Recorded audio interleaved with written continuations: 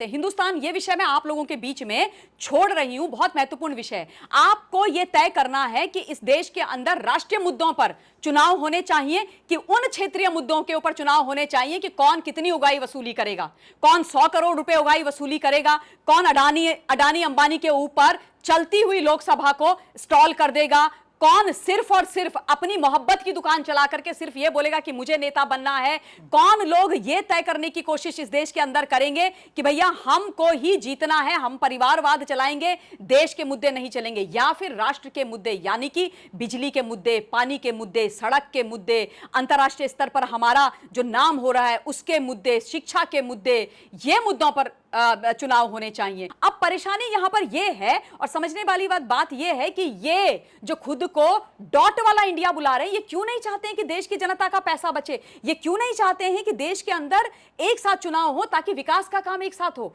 क्यों नहीं चाहते हैं? क्योंकि इनकी जो राजनीति है, जो गंदी वाली इनकी घटिया राजनीति है, उसको देश का भला सूट नहीं करता है। लोकसभा चुनावों को होने में तकरीबन 6 महीने का वक्त बाकी है। संसद का सत्र समाप्त हो चुका है। अब सीधे हम शीतकालीन सत्र की तरफ जा रहे थे, लेकिन उससे पहले सरकार के द्वारा 5 दिनों का एक विशेष संसद का सत्र बुला लिया गया है और उससे भी पहले एक ऐसी समिति बना दी गई है जिसके द्वारा वन नेशन वन इलेक्शन पर पूरे देश में राय मशवरा किया जाएगा, लोगों के बीच जागरूकता फैलाई जाएगी। उसने एक नई बहस को जन्म दे दिया है। देश भर में 2 धड़े बट गए हैं सीधे तौर पर। विपक्ष का कहना है जो I.N.D.A जो अलायंस पूरा है, इसके द्वारा कहा जा रहा है कि ये फेडरल स्ट्रक्चर पर हमला है, नरेंद्र मोदी सरकार इंडिया गठबंधन से डरी हुई है। भाजपा सरकार का और एनडीए सरकार जो है उसका जो तर्क अपना है कि ये विकास की बात करने के लिए हो रहा है, ये देश में एक इलेक्टोरल रिफॉर्म को लेकर के आएगा, जो पहले भी प्रधानमंत्री सदन में बोल चुके हैं। इसी पर बात करने के लिए हम राजनीतिक विश्लेषक और वरिष्ठ सामाजिक कार्यकर्ता ममता मैम के पास आए हुए हैं। मैम, आपका बहुत स्वागत है। Thank you. सवाल यही है कि जो बहस इतना चल रहा है, इसमें अलग अलग पार्टी के लोग सबसे पहले कह रहे हैं कि भाई ये समस्या है, ये मुद्दा ही समस्या लेकर के आ गए, चुनाव से ध्यान भटकाने के लिए, इंडिया से डर गए, ये तमाम चीजें हो रही है। तो सबसे पहले हम देश को अगर ये समझाना चाहें कि भैया मुद्दा है क्या असल में, उसके बारे में बता दिया जाए। देखिए, सबसे पहली बात यह है जो भारतवर्ष को और भारतवर्ष की जनता को समझनी चाहिए, आई एम श्योर वो बहुत समझदार है, वो समझते भी हैं। तो सबसे महत्वपूर्ण बात यह है कि वन नेशन वन इलेक्शन की बात आज क्यों की जा रही है, क्यों ये मुद्दा दोबारा से भारतवर्ष के अंदर गरमाया गया है और क्यों ये बोला जा रहा है कि ये आज के दौर की, आज के समय की आवश्यकता है। जो ये विषय है ये जनता के लिए और देश के लिए, उनके हित का विषय है। देखिए, वन नेशन वन इलेक्शन ऐसा नहीं है कि पहली बार भारतवर्ष के अंदर हो रहा है। ये जो भ्रांति उत्पन्न कराई जा रही है इन विपक्षियों के द्वारा, जो इंडिया के नाम पे, वो भी डॉट वाले के नाम पर, कल से मुंबई में बैठ करके उद्धव ठाकरे जी की पार्टी खा रहे हैं, मालपुए खा रहे हैं, वो बिल्कुल गलत है। मैं हिंदुस्तान को पहले ये कुछ फैक्ट्स बता देना चाहती हूं। सबसे पहले 1951 से लेकर 1967 तक इस देश के अंदर वन नेशन वन इलेक्शन था हिंदुस्तान, और 51 से 67 में इसी नियम के तहत इस देश के अंदर चुनाव हुए थे, यानी विधानसभा और लोकसभा के चुनाव क्लब कर दिए गए थे और एक साथ हुए थे। फिर 68 और 69 में क्या हुआ कि कुछ विधानसभाएं भंग हो गई और 70 में लोकसभा भंग हो गई, और उसके बाद ये वन नेशन वन इलेक्शन वाला जो 51 से 67 तक चला आ रहा था, वो ठंडे बस्ते में चला गया, वो एक्चुअली डिसमेंटल जिसे कहते हैं ना, वैसे हो गया। फिर 1983 में इलेक्शन कमीशन ऑफ इंडिया ने इसको फिर से प्रपोज किया और बोला कि भारतवर्ष के विकास को ध्यान में रखते हुए, अच्छाई को ध्यान में रखते हुए वन नेशन वन इलेक्शन होना चाहिए, और 1999 में उसके बाद विधि आयोग ने प्रपोज किया था। तो ये तो है सबसे पहले इसकी पृष्ठभूमि और सच्चाई कि ये पहली बार नहीं है कि जो ये विपक्ष वाले कल से चिल्ला रहे हैं, रो रहे हैं, गा रहे हैं कि हाय हाय ये क्या हो गया, ये तो हमारे लोकतंत्र पर कुठाराघात हो गया और ये तो बड़ा गलत हो गया, हम विपक्ष वालों से डर गए, फलाना हो गया, ढीकना हो गया। ऐसा कुछ नहीं है। अगर वन नेशन वन इलेक्शन एक बार फिर से इस देश के अंदर स्थापित होता है तो ये सबसे ज्यादा महत्वपूर्ण टैक्स पेयर्स के लिए है, क्योंकि हिंदुस्तान ये समझना जरूरी है कि इस देश के अंदर चुनाव किसके पैसों से होते हैं। ये जो विपक्ष वाले रो रहे हैं, ये 28 दल के जो 67-68 लोग नेता बैठे हुए हैं, इनके पैसों से नहीं होता है, इनके जो पार्टी के फंड है उनसे भी नहीं होता है, देश के फंड से होता है, यानी टैक्स पेयर के पैसों से होता है। और बहुत बड़ा फाइनेंशियल फाइनल जो हमारा जो रेवेन्यू है वो चुनाव कराने में जाता है, तो सबसे पहले तो पैसा बचेगा, सबसे पहले तो जो हमारा रेवेन्यू जाता है वो बचेगा, क्योंकि भारतवर्ष इतना बड़ा देश है, यहां पर 12 महीने 365 दिन चुनाव होते हैं, एमपी से लेकर के प्रधान तक के। कई बार कहा जाता है कि कृषि प्रधान से ज्यादा हम चुनाव प्रधान देश हो गए। वास्तव में सच बात है ये, हमारे यहाँ हमेशा चुनाव हो रहे हैं। उसमें क्या हो रहा है कि हमारी जो मशीनरी है, जो सरकारी तंत्र है, वो पूरे का पूरा लगा हुआ है, हमारा जो फाइनेंशियल पैसा जो है वो उसमें लगा हुआ है। जब देखो तब चुनाव होते हैं, आचार संहिता लागू हो जाती है। अच्छा, जब आचार संहिता लागू होती है तब कोई विकास के काम नहीं होते हैं, विकास के काम ठप हो जाते हैं, किसी कहीं पर भी हो। ये जरूरी नहीं है कि किसी प्रदेश के अंदर अगर मतलब लोकसभा के चुनाव हो रहे हैं तो विधानसभा में आचार संहिता है तो पूरा काम रुक जाता है। तो ये तमाम चीजें होती हैं। अब अगर वन नेशन वन इलेक्शन हो जाता है तो सबसे बड़ा प्रभाव पड़ेगा हमारे फाइनेंशियल स्ट्रक्चर के ऊपर, यानी कि हमारा जो पैसा करोड़ों अरबों की ट्यून पर खर्च होता है उस पर रोक लगेगी। वो पैसा हमारा बहुत लिमिटेड तरीके से और बड़े नियंत्रित तरीके से खर्च होगा। दूसरी बात, विकास के जो कार्य हैं वो बाधित नहीं होंगे, वो लगातार चलते रहेंगे। ये नहीं होगा कि आज भी आचार संहिता, कल भी आचार संहिता, परसों भी आचार संहिता लगी हुई और काम ही नहीं हो रहा है। एक बार चुनाव होंगे, जो भी चुने हुए प्रतिनिधि हैं, जो भी चुनी हुई सरकार है, वो फिर रंज के अगले 5 सालों तक विकास के काम करेगी। उसके अलावा जो हमारे इतने सारा सरकारी तंत्र लगता है ना, ह्यूमन रिसोर्सेज लगते हैं, इतने सारे लोगों की ड्यूटीज लगती हैं, तो वो भी पूरे का पूरा सिस्टम में आ जाएगा, एक बार लगेगा।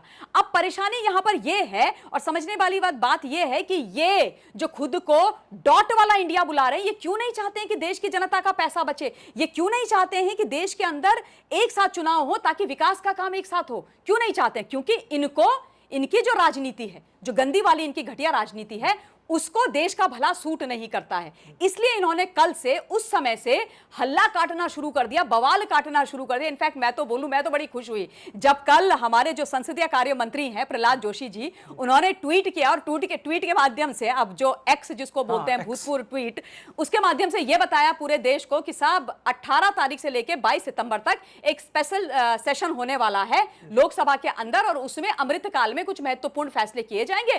5 दिन का सेशन है, 5 सिटिंग होंगी। यहां घोषणा हुई दिल्ली में और इसका असर कहां पड़ा?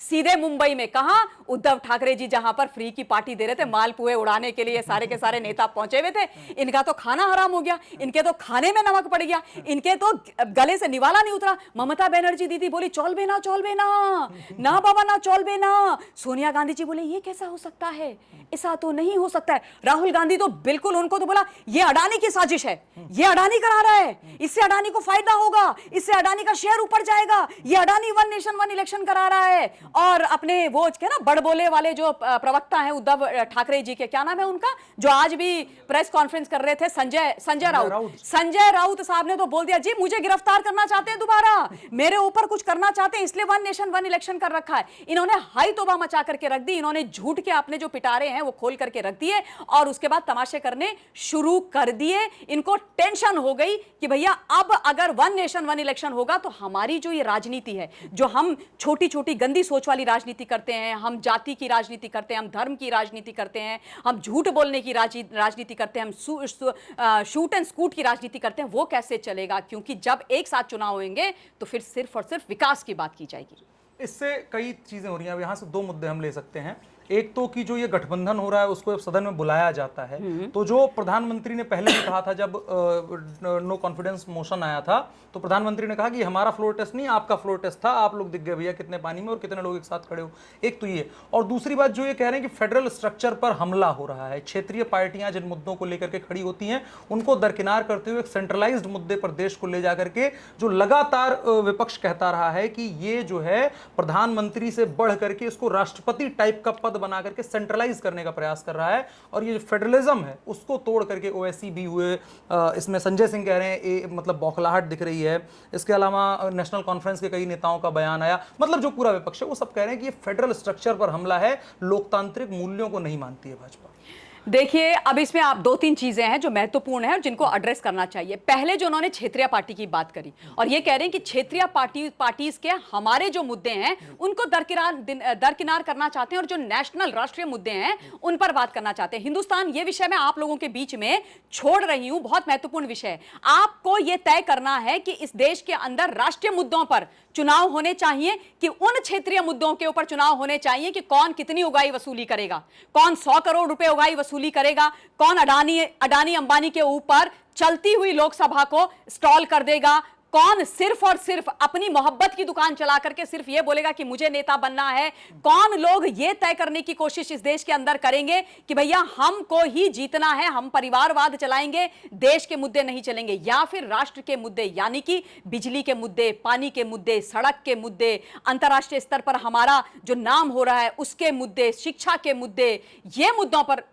चुनाव होने चाहिए। जो जिस तरीके की नीतियां प्रधानमंत्री जी लेके आए, आप ये कहते हैं, इनका एक और मुद्दा रहता है, ये कहते हैं कि जो प्रधानमंत्री जी के मुद्दे हैं उन मुद्दों पर राज्यों के अंदर चुनाव नहीं होने चाहिए। आप मुझे ये बताइए, आयुष्मान भारत योजना क्या पूरे हर राज्य में भारतवर्ष के नहीं है?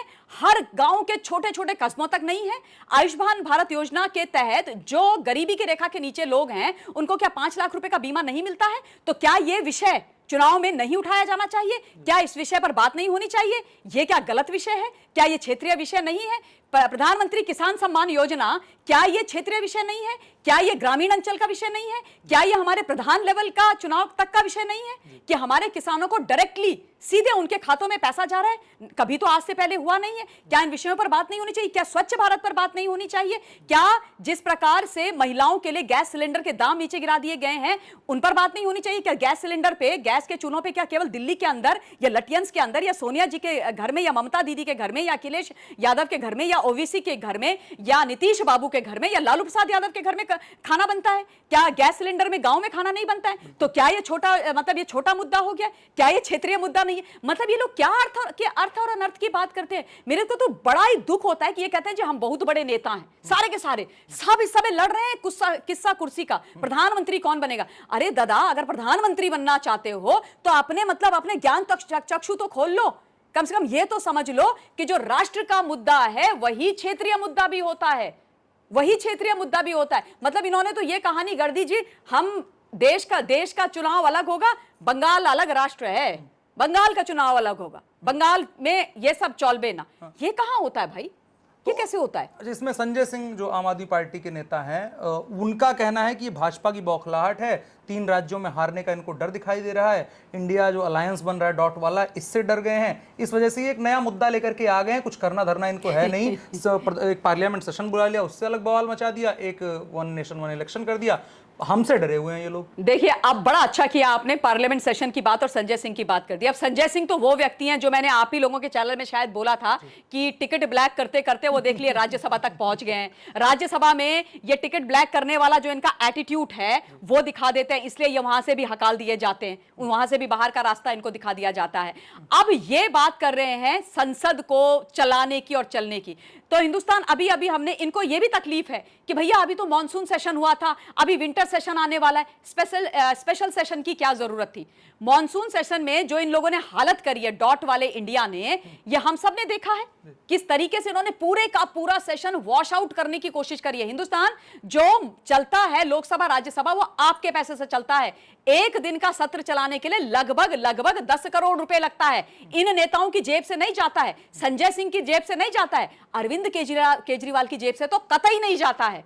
वो तो अपना जो शीश महल ताजमहल बना रहे हैं 53 करोड़ का, वो भी आपके पैसों से बना रहे हैं। अब इन्होंने वहां भी वॉश आउट करने की कोशिश करी, सिर्फ 2 मुद्दे वहां पर चलाने की इन्होंने कोशिश करी, एक कौन सा दिल्ली सेवा बिल और दूसरा अविश्वास प्रस्ताव। ये दोनों चीजें इनके हिसाब से चली। वो तो मैं कहती हूं धन्य है मोदी जी की, इतने हो हल्ले के बाद, इतनी तख्तियों के बाद, इतने तमाशे के बाद, इतने वॉकआउट के बाद, इतनी गाली गलौज के बाद, इतने पेपर फैलाने के बाद भी एक के बाद एक वहां पर सरकार काम करती रही और देश के पक्ष में बिल ला करके पास करती रही।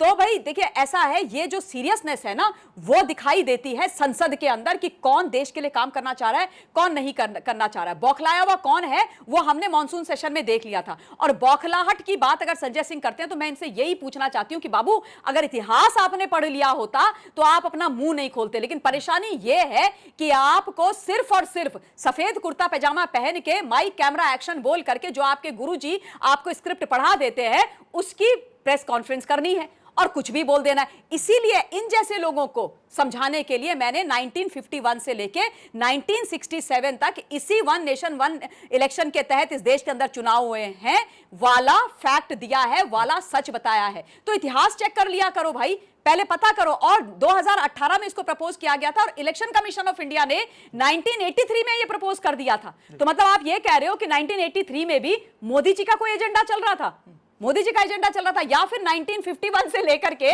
1967 तक भी देश के प्रधानमंत्री मोदी जी थे और उन्होंने ही वन नेशन वन इलेक्शन कराया था। क्या बातें करते हैं ये लोग, कहां से पढ़ के आते हैं, कौन सी यूनिवर्सिटी में पढ़े? मुझे लगता है वो निधि राजदान की जो व्हाट्सएप यूनिवर्सिटी चलती है ना, वहां के विद्यार्थी है ये लोग, क्योंकि बिल्कुल वहीं का ज्ञान लेकर के आते हैं और छाप देते हैं। कट कॉपी पेस्ट नहीं चलेगा, देश की जनता सब समझती है। और जहां तक संजय सिंह जी का विषय है और अरविंद केजरीवाल जी का विषय है, देखिए इनका तो कोई काम धंधा रह नहीं गया है, इनकी तो हालत बहुत खराब है, क्योंकि इनका चल रहा है आपस में सिर फुटबल। किसके साथ? कांग्रेस पार्टी के साथ। कांग्रेस पार्टी के यहां पर ये मिलना चाहते थे, कांग्रेस इनसे नहीं मिलना चाहती थी। अब जब अध्यादेश हो गया, बिल के स्वरूप में प्रस्तुत और कानून बन गया है, तो अब इनका तू डंडा मैं त्रिशूल चल रहा है। क्योंकि अब कांग्रेस पार्टी ने बोल दिया ना साफ शब्दों में कि तुम कौन हो भैया, तुम हो कौन? 7 की 7 सीटों पर चुनाव लड़ने वाले दिल्ली के अंदर, हम रनर अप थे 19 में, हम नंबर 2 आए थे, तो तुम बैठो अंदर। तो ये तो वो लोग हैं जो अपनी और कांग्रेस की नहीं संभाल पा रहे हैं, तो ये खिसियाए हुए हैं, इनकी हालत खराब है, इनको नहीं पता इनको क्या करना है, इनको कोई रणनीति नहीं है, तो ये खिसियाए हुए हैं। ये क्या मतलब बोलेंगे कि आज की सरकार खिसियाई हुई है, जो सिर्फ और सिर्फ विकास का काम कर रही है, और खिसियाए हुए आप लोग इसलिए हो क्योंकि आप लोगों को पता है कि आप लोग हार रहे हो, कि 2024 में आएंगे तो मोदी जी, और 2014 और 2019 से ज्यादा के मैंडेट में आएंगे, और हम जैसे सिपाही मोदी जी के साथ खड़े थे, खड़े हैं और खड़े रहेंगे। तो ये बातचीत रही ममता काली जी के साथ, जिन्होंने अपने विचार व्यक्त किए। जो हमारा ये नई जो बातचीत अभी आई है वन नेशन वन इलेक्शन को लेकर के, जो समिति गठित की गई है, उस पर आपकी राय क्या है? और साथ में जो और बातें हुई, जो I.N.D.I.A वाला जो गठबंधन है, उसको लेकर के इन्होंने अपनी राय रखी। कमेंट बॉक्स में आप बता सकते हैं ये बातचीत हमें कैसी लगी। फिलहाल के लिए इतना ही। मेरा नाम अनुराग मिश्रा है, शुक्रिया।